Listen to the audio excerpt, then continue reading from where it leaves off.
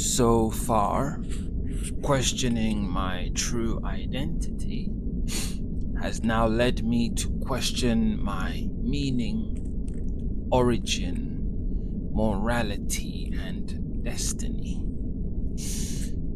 Identity, meaning, origin, morality, and destiny. These are existential questions. I was not expecting to tackle such overarching questions. I've never really taken the time to wrestle with these questions and answer them logically and honestly. Sickness and disease have forced me to face these paradigm altering questions. I imagine honestly answering these questions will change my paradigm. To what? Well, I guess I'll have to find out. I have already established that my base identity is the son of my parents. In my previous entries. However, I also realized that identity can be taken away from me. That specific one, the son, at least emotionally, spiritually, and relationally, but not biologically. So this means that even the identity of the son is not stable. I imagine being rejected and disowned by your own birth parents, your family, destabilizes you psychologically, as I was when my identity of the engineer was gone. And once that destabilization occurs, it will affect every other aspect of one's life, consciously or unconsciously. Your sense of value, your sense of worth, your ability to be productive. When you lose your sense of meaning and identity, wanting to work and progress, to be better, to try, to think about others, to even care about everyday life just feels pointless, meaningless, a waste of time. Even the consequences of letting myself go and isolating myself from life will mean nothing. It meant nothing to me in the end. I guess that's what led me to start thinking about this stuff. Though I have improved. I have improved. I'm not as I don't know what the word is, nihilistic as before. Still, some elements are still there, but not as much as before. So, now the main question is, do I have a true identity that can't be taken away from me? More than just the son, more than any identity I might have later down the line, due to life or due to changing life circumstances. So where or how do I begin answering this question, and by extension the other existential questions? If I think about this logically, so I've broken down the identities I had before in the past entries: the engineer, the friend, the student, the brother, eventually landing on my initial identity as the son. An identity given to me by my parents, but also realizing that identity can be taken away from me by my parents.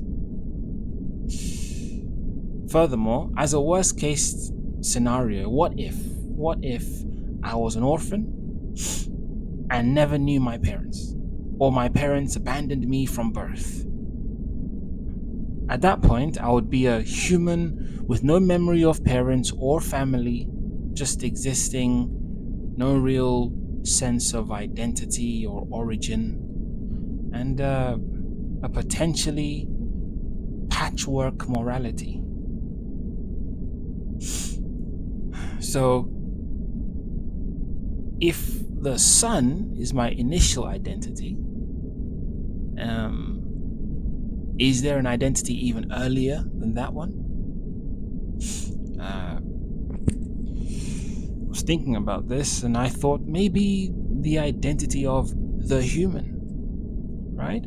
After all, before I emerged into the world and am identified as the son and given a personal name by my parents to identify myself and, myself to others, I was in the womb being formed, a human being being formed.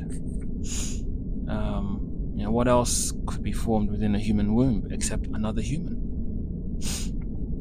So, following this logic, then, before being given an identity by my parents, I was objectively a genetically unique human being formed in the womb.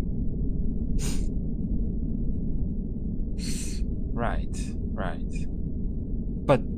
But then there is no longer. But that is no longer a personal identity. The human is a collective identity, a shared one, right? After all, I'm not the only genetically unique human being. I am part of a species, each genetically unique from the other. So I guess that now splits the idea of true identity into two distinct pathways. One is the personal identity, the sun, so for example, the sun, and the other is the objective shared identity, the human. Right. A person can or cannot be a son or a daughter based on circumstances like death or abandonment. But everyone, regardless of status, regardless of circumstance or gender, is a human, born as a human from the pairing of a biological male and a biological female. Right? So with these two pathways of identity, the personal, i.e. the sun, and the shared objective, i.e. the human, will I also need to answer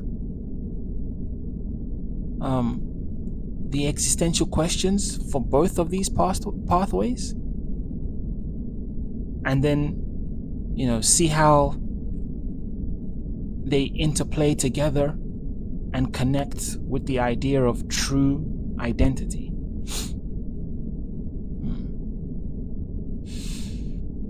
The personal is built upon the objective, right?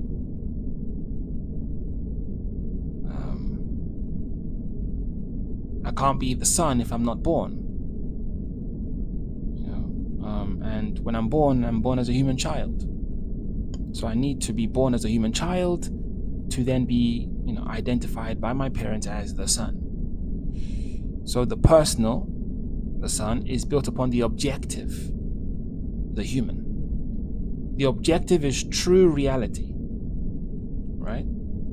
It is true. It can't be changed.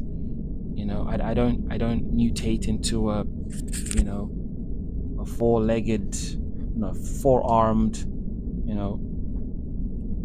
four-armed, two heads, 5-leg, creature after I'm born, right? So the objective, which is the human, is true reality, which then allows the personal, the son, to exist in right relation with the objective, right? I.e., a human male born to a couple is referred to as the son, or a son. So it seems like I must deal with the objective identity first. So answer the existential questions regarding the objective identity first, before I then deal with the personal identity. And then once that's completed, once they're both completed, then I will know my true identity. At least that's the plan going forward. Okay.